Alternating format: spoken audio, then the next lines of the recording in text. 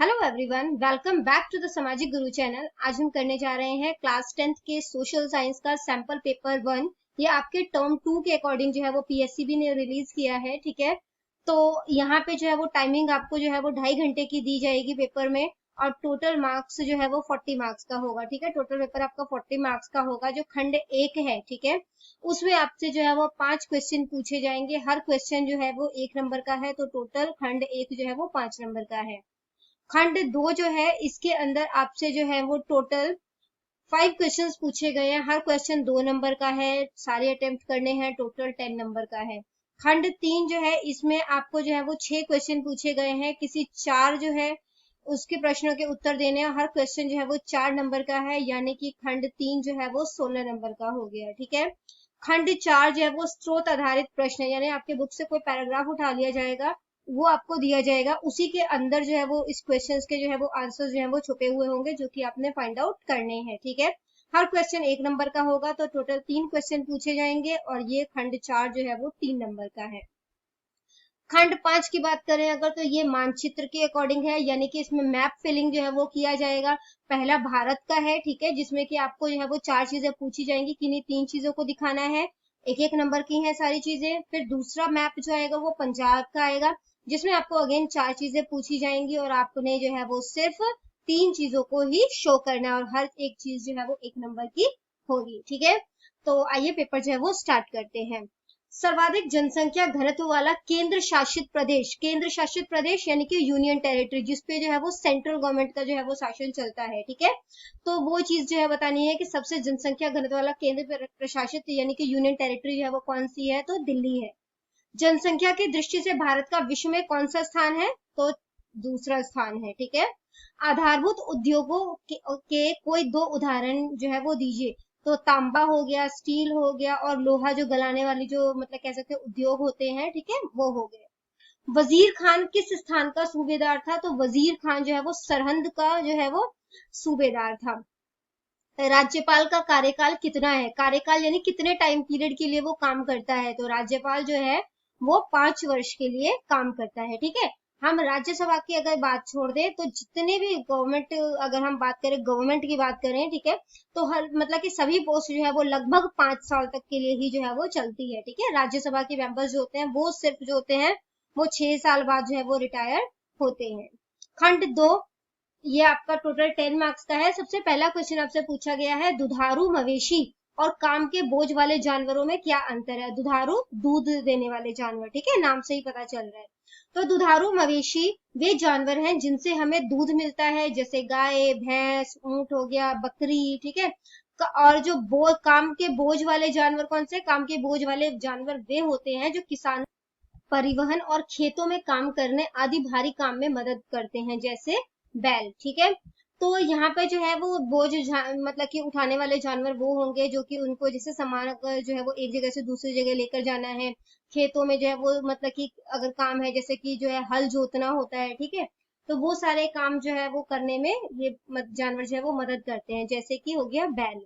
ठीक है, कोयला उत्पादन के राष्ट्रवाद के क्या कारण थे, कोयला उत्पादन जो है उसको राष्ट्रवाद कर दिया गया, ठीक है, नेशनलाइज कर दिया गया, उसके क्या कारण थे। एक तो इससे क्या फायदा हुआ, जो खनन श्रमिक थे यानी कि जो खान खोदते हैं, ठीक है, इनको शोषण से बचाने के लिए किया गया था, नेशनलाइज कर दिया गया। ठीक है, इसके अलावा जो खानों का योजनाबद्ध तरीके से प्रबंधन करने के लिए, कि प्रॉपर तरीके से प्लानिंग के अकॉर्डिंग जो है वो काम किया जाए। और थर्ड है इसमें कि पर्यावरण को संरक्षित रखने के लिए, पर्यावरण को बचाने के लिए। नेक्स्ट है, भारत में तीव्र और संतुलित औद्योगिकरण की आवश्यकता के कारणों की व्याख्या कीजिए। तो भारत में जो है वो इंडस्ट्रियलाइजेशन के लिए जो है वो काफी तीव्र गति से जो है वो विकास हो, उसका संतुलित हो यानी बैलेंस हो, इसकी आवश्यकता क्यों है। तो इसके 2 कारण है। औद्योगिकरण जो है वो अर्थव्यवस्था को संतुलित बनाएगा, ठीक है, इस तथा और इससे जो कृषि पर निर्भरता जो है वो कम होगा। और दूसरा, औद्योगिकरण के माध्यम से नए जो उद्योग जो है वो स्थापित होंगे, ठीक है, नई फैक्ट्रियां बनेगी, नई इंडस्ट्रीज बनेगी, जिसके जो है वो इसका रिजल्ट क्या होगा कि काफी जो बेरोजगार लोग हैं उन लोगों को इन उद्योगों में जो है वो काम मिल जाएगा। भैरोवाल संधि की कोई 4 शर्तें लिखिए। तो सबसे पहली शर्त क्या थी, गवर्नर जनरल द्वारा नियुक्त एक ब्रिटिश रेजिडेंट जो है वो लाहौर में रहेगा। ठीक है, दूसरा, जब तक महाराजा दलीप सिंह जो है वो नाबालिग थे तब तक लाहौर राज्य का प्रशासन जो है वो 8 सरदारों की एक परिषद द्वारा जो है वो चलाया जाएगा। इसके अलावा ब्रिटिश सेना महाराजा की सुरक्षा और शांति और व्यवस्था बनाए रखने के लिए लाहौर में ही रहेगी। ब्रिटिश की सेना, ठीक है, वो लाहौर में रहेगी।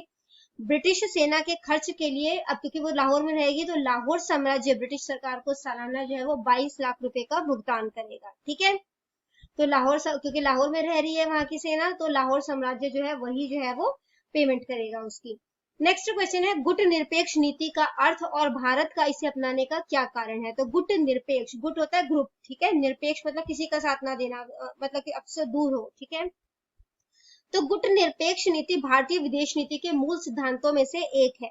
गुट निरपेक्षता का अर्थ है सैनिक गुटों से अलग रहना, ठीक है। जो दो गुट बट गए थे ना जो सेकेंड वर्ल्ड वॉर के टाइम में, एक अमेरिका का था और एक दूसरा गुट जो है वो यूएसएसआर का था, इन दोनों से जो है वो अलग रहना। इसका यह भाव नहीं है कि हम अंतर्राष्ट्रीय समस्याओं के प्रति दर्शक बने रहेंगे, बल्कि गुण के आधार पर निर्णय लेने का प्रयास करेंगे। हम अच्छे को अच्छा और बुरे को बुरा कहेंगे, ठीक है। तो अगर क्या होगा, अगर हम जो है वो मतलब किसी एक ग्रुप में शामिल हो जाते हैं, ठीक है, तो अगर वो हमें पता है कि सही है या नहीं है, हमें उसका साथ देना पड़ेगा। तो यहाँ पर हम गुट निरपेक्ष नीति जो है उसमें क्या है कि हम जो है वो सही को सही बोलेंगे, गलत को गलत बोलेंगे, हम किसी के भी साथ जो है वो नहीं है, ठीक है। इसके बाद है भारत द्वारा गुट निरपेक्ष नीति अपनाने का कारण, भारत की स्वतंत्रता के समय विश्व जो है वो दो महाशक्ति, ठीक है, दो मुख्य शक्ति गुटों एंग्लो अमेरिकन, ठीक है, तो दो गुटों में बट गया था, एक था एंग्लो अमेरिकन शक्ति गुट और दूसरा था रूसी शक्ति गुट, ठीक है। विश्व की सारी राजनीति जो है वो इन्हीं के इर्द गिर्द घूमती थी और इनमें जो है वो शीत युद्ध चलता था। शीत युद्ध क्या होता है, ये सीधे तौर पर लड़ाई झगड़ा नहीं करेंगे, ठीक है, बल्कि एक दूसरे के प्रति जो है वो इस तरीके की पॉलिसी बनाएंगे, एक दूसरे को नीचा दिखाने की कोशिश करते हैं। नव स्वतंत्र भारत इन शक्ति गुटों के संघर्ष से दूर रहकर ही उन्नति कर सकता था। इसलिए पंडित नेहरू ने गुट निरपेक्षता को विदेशी नीति का आधार स्तंभ जो है वो बनाया। खंड 3, विभिन्न आधारों पर भारत में प्राकृतिक वनस्पतियों के वर्गीकरण की व्याख्या कीजिए कि किस किस तरीके की यहाँ पे वनस्पति यानी कि वेजिटेशन जो है वो पाई जाती है, उसके बारे में हमने बताना है। तो सुगम्यता के आधार पर, यानी जो चीज इजीली अवेलेबल होती है, ठीक है। तो भारत के 18% वन क्षेत्र जो है वो ऐसे हैं जो हिमालय की ऊंची ढलानों पर है, ठीक है, जिसके कारण वे मनुष्य की पहुंच से बाहर है या दुर्गम है, मतलब जहां इजीली नहीं पहुंचा जा सकता। हम कुल वन क्षेत्र का केवल 82% ही उपयोग कर पाते हैं और ये 18% जो वन है ये हमसे सुरक्षित है, ठीक है।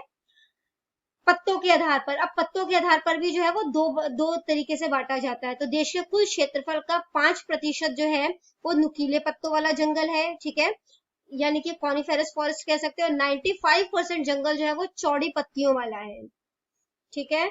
इसके बाद है प्रशासनिक आधार पर, यानी प्रशासन यानी गवर्नमेंट, तो जो जितना कंट्रोल गवर्नमेंट के अंदर आता है। तो देश में कुल वन क्षेत्र का 95% जो है वो राज्य वनों के अंतर्गत आता है, ठीक है।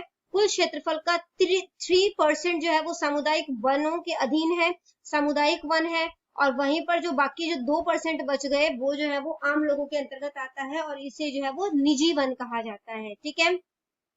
ये हमने पढ़ लिए 3 तरीके के। अब है कानूनी संरक्षण के आधार पर कि किसको कानूनी संरक्षण जो है वो कितना मिला है, उसके आधार पर इसको 3 भागों में बांटा जाता है। आरक्षित वन, इसमें जो है वो 52% जो है वो वन क्षेत्र है, ठीक है।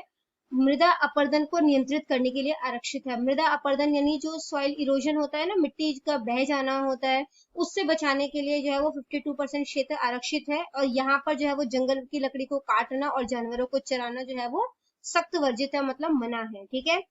इसके अलावा जो है वो संरक्षित वन आता है आपका 32%। वन आरक्षित वन है जो पूरी तरीके से सरकार द्वारा जो है जहां पर प्रतिबंध लगाया है, ठीक है। और तीसरा जो है वो अवर्गीकृत वन है, यानी कि जो इसमें जो है वो 16% है जहां लोग विभिन्न सुविधाओं का जो है वो लाभ उठा सकते हैं। इसके बाद भौगोलिक तत्वों के आधार पर जो है वो इसे जो है वो देश की प्राकृतिक वनस्पति जो है वो उष्ण कटिबंधीय सदाबहार वनस्पति है, पर्णपाती वनस्पति है, शुष्क वनस्पति, ज्वार भाटा में विभाजित वनस्पति और पहाड़ी वनस्पति हो सकती है, ठीक है। तो बेसिकली आप इसके नाम जो है वो याद कर लोगे तो आप जो है वो आगे की एक्सप्लेनेशन जो है वो इजीली याद रख सकते हो। नेक्स्ट क्वेश्चन पूछा गया है कि कौन से तत्व मिट्टी की बनावट का निर्धारण करते हैं। तो मूल चट्टाने, देश के महान उत्तरी मैदानों में तलछट्टी चट्टाने बिस्तर चट्टानों के रूप में विभिन्न प्रकार के खनिजों के संचय के कारण सबसे अच्छी प्रकार की मिट्टी जो है वो प्रदान करती है, ठीक है, जो मेन चट्टाने हैं उत्तरी मैदान के। जलवायु जो है वो कैसे, मूल चट्टानों से बनी मिट्टी का रंग जो है वो संरचना, बनावट और कणों का आकार, की जो पार्टिकल्स हैं उसके, जो मिट्टी के वो छोटे होंगे बड़े होंगे, ठीक है, वो बनावट उसकी किस तरीके की है, वो इस बात पर निर्भर करती है कि जो चट्टाने हैं वो किस विशेष जलवायु से कितने समय से प्रभावित रही है, ठीक है। फिर है ढाल। जलवायु के अतिरिक्त क्षेत्र का ढाल भी मृदा के विकास में जो है वो बहुत ज्यादा जो है वो योगदान देता है, ठीक है। इसके अलावा प्राकृतिक वनस्पति, वनस्पति यानी कि वहां पर किस तरीके के पेड़ पौधे जो है वो पाए जाते हैं। ये एक प्रमुख मिट्टी बनाने वाला तत्व है जो मूल सामग्री को कार्बनिक पदार्थों की आपूर्ति करता है और मिट्टी के विकास में जो है वो मदद करता है, ठीक है। तो कार्बनिक पदार्थ जो है वो ये प्रोवाइड कराता है। समय, उपयुक्त चार तत्वों के अलावा अच्छी गुणवत्ता वाली मिट्टी बनने से पहले यह प्रक्रिया हजारों हजारों वर्षों तक जो है वो चलती रहती है। मतलब मिट्टी बनाना, जो मिट्टी जो बनती है उसको काफी टाइम लगता है बनने में, ठीक है। इसीलिए सॉइल इरोजन को बचाना जो है वो बहुत ज्यादा जरूरी है। नेक्स्ट क्वेश्चन है, भारतीय अर्थव्यवस्था में कृषि के महत्व का वर्णन कीजिए, कि हमारी जो अर्थव्यवस्था, हमारी जो इकोनॉमी है, इसमें एग्रीकल्चर का कितना ज्यादा जो है वो महत्व है वो बताना है। तो भारत की राष्ट्रीय आय का जो है वो लगभग 40% जो है वो प्राथमिक क्षेत्र, प्राथमिक क्षेत्र क्या होता है, जो जमीन से जुड़ी हुई चीजें हैं, जैसे कि कृषि हो गया, वानिकी हो गया, ठीक है, इन सब से आता है। तो कृषि के अंदर जो है वो एनिमल हस्बेंड्री यानी कि जानवरों का पालन जो है वो भी आता है। और इसके अलावा जो है वो जंगलों से जो चीजें हमें प्रोवाइड होती है, जैसे शहद, लकड़ी, ये सारी चीजें भी आती है। फिर है कृषि भारत में जनसंख्या को जो है वो भोजन देता है और पशुधन को चारा जो है वो प्रदान करता है, ठीक है। तो हमें भी खाना देता है और जानवरों को भी खाना देता है। भारतीय अर्थव्यवस्था में कृषि क्षेत्र में सर्वाधिक रोजगार के अवसर जो है वो उपलब्ध है, ठीक है। सबसे ज्यादा जो अगर हम इंडिया की बात करें तो मोस्टली जो पॉपुलेशन है वो एग्रीकल्चर फील्ड में है।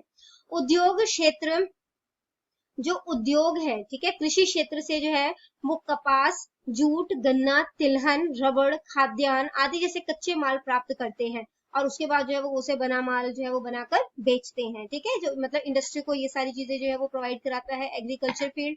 बड़ी संख्या में ग्रामीण परिवार भी अपने सहायक व्यवसाय के रूप में जो है वो कृषि पर निर्भर करते हैं। तो गाँव में ज्यादातर जनसंख्या जो है वो एग्रीकल्चर के ऊपर डिपेंडेंट है अपने जॉब के लिए। खाद्यान्न व्यापार से बड़ी संख्या में लोगों को रोजगार मिलता है, ठीक है। तो इससे काफी लोगों को जो है वो रोजगार मिलता है और करों के माध्यम से सरकार को राजस्व प्राप्त होता है। सरकार को जो है वो इनकम जो है वो टैक्स के माध्यम से प्राप्त होता है। राज्य सरकार अपने राजस्व का एक बड़ा हिस्सा जो है वो कृषि से अर्जित करती है, ठीक है। तो राजस्व प्राप्त होता है एक बहुत बड़ी क्वांटिटी में जो है वो एग्रीकल्चर फील्ड से जो है उन्हें प्रॉफिट होता है। नेक्स्ट क्वेश्चन है आपका, जलियांवाला बाग हत्याकांड का वर्णन कीजिए। तो 13 मार्च 1919 को महात्मा गांधी ने रॉलेट बिलों को असफल बनाने के लिए हड़ताल का आह्वान किया, ठीक है, कि हम लोग हड़ताल बुलाएंगे रॉलेट जो बिल थे उसके खिलाफ।